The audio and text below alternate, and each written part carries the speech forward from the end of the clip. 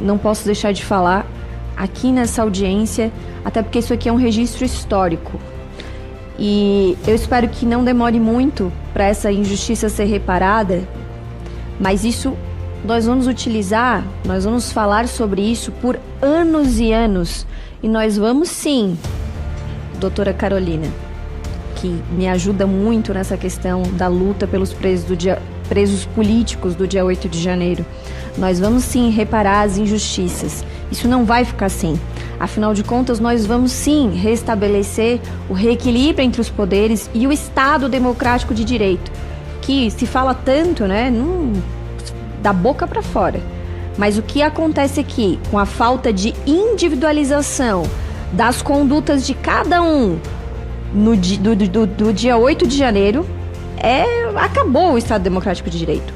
Os processos que eu pude acompanhar de perto, como o da cabeleireira Darisa, de Joinville, e que desde a primeira vez que eu citei o nome dela e o marido dela, que é policial militar do meu estado de Santa Catarina, me permitiu contar a história dela, nós deixamos de falar de números e passamos a falar de seres humanos. Ela chegou em Brasília no dia 8 de janeiro, à noite, senhoras e senhores, à noite, após que já tinha acontecido toda a depredação. Depredação, não é golpe de Estado, né? Então, e quem depredou deve ser punido como depredação, não como golpe de Estado. Um golpe de Estado sem armas. Isso quando você tenta explicar isso fora do país, ninguém entende. Começam a rir, começam a dizer achar que a gente está exagerando, senador Flávio Bolsonaro. E aí, quando a gente contextualiza e diz o porquê que tudo isso está acontecendo, porque querem acabar com a figura política do maior líder que esse país já viu, Jair Messias Bolsonaro, e isso tem que ser dito. Então, para pegar eles inventam narrativas e deixam pessoas simples e humildes presas como nós temos até hoje. Esse foi o primeiro tema de interesse meu e continua sendo, na minha lista de prioridades, o número 1, desde que eu entrei aqui como deputada. Eu procurei o deputado Sanderson, que já estava acompanhando os presos já em janeiro, então eu assumi em fevereiro, procurei o Sanderson, fomos ao Colmeia, também pedimos para ir ao Colmeia. Na primeira vez que eu fui, não precisava pedir. Aí, como começou muitos deputados a irem lá, o Alexandre de Moraes, não, agora essa turma aí tem que pedir permissão para o dono do Brasil, que o Alexandre de Moraes hoje, ele tem uma postura de dono do Brasil, vamos ser bem sinceros aqui. Então, a gente passou a pedir para o todo soberano, né, para o magnânimo lá, para a gente ir. Daí ele demorava mais um pouco, mas alguns ele começou a permitir. Então, eu olhei nos olhos de cada mulher que estava lá no Colmeia. Elas estavam assustadas, elas estavam perguntando como que a sociedade estava vendo elas, né, quem estava lá fora. E eu prometi, doutora Carolina, que nenhuma daquelas mulheres seria tratada como criminosa. Nós temos falhado quanto a isso? Não, nós temos combatido, nós temos lutado e nós não vamos desistir. No começo era mais difícil. Quando eu cheguei no Congresso, era proibido falar desse assunto. Ai, tu não fala desse assunto, porque vai ter uns, né, que não vão gostar.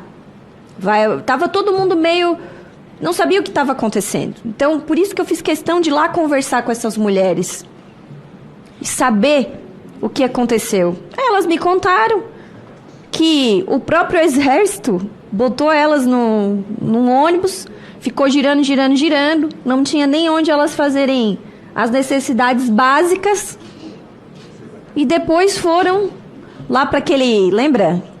Aquele galpãozão lá, e tudo foi acontecendo de uma maneira muito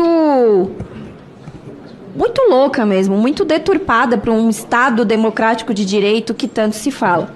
Eu quero dizer aqui à família do Clezão que eu não tenho o que falar sobre essa dor que vocês sentem, né? E também aos outros familiares e aos outros presos políticos. não tenho o que falar, porque cada dia de injustiça de uma pessoa que não cometeu crime e que está presa, sem denúncia, como lembrou a doutora Carolina, são 100 anos. É um dia de liberdade perdido, é muita coisa. Então, eu tenho enfatizado, e acho que todos nós temos que saber disso, a pacificação desse país não tem outro caminho. Ela passa pela anistia dos presos políticos, passa pela reparação dessa injustiça. Enquanto nós não tivermos a anistia, nós não vamos ficar em paz. E nós queremos... ninguém gosta de ver um brasileiro com raiva de uma instituição. Porque isso não é o STF. Eles estão ficando com raiva do Congresso Nacional. Estão desacreditados. Por quê? Se eles vão votar, senador, nos senadores, nos deputados, mas depois quem decide tudo é o Supremo Tribunal Federal, então para quê? Para que toda essa estrutura aqui? Então, é isso que a gente escuta, porque eu faço questão de sempre estar junto do povo brasileiro, no meu estado de Santa Catarina, claro, conversando com as pessoas. E não tem um dia que eu vá na padaria, que eu vou no mercado, que eu faça as minhas coisas do dia a dia e não vem alguém me perguntar dos presos políticos do dia 8. Então, pode ter certeza, todo o Brasil, todo brasileiro está com a sensação de injustiça. Enquanto nós não repararmos essa injustiça, esse país não vai ficar em paz. Por quê? Porque sem justiça, com uma sensação de que não existe mais a justiça, as pessoas não acreditam em mais nada. E quando elas não acreditam em mais nada, elas podem acreditar em qualquer coisa. Mas eu digo a vocês, eu faço orações todos os dias, porque nos momentos mais difíceis é quando mais a gente precisa se apegar a Deus. Muito obrigada.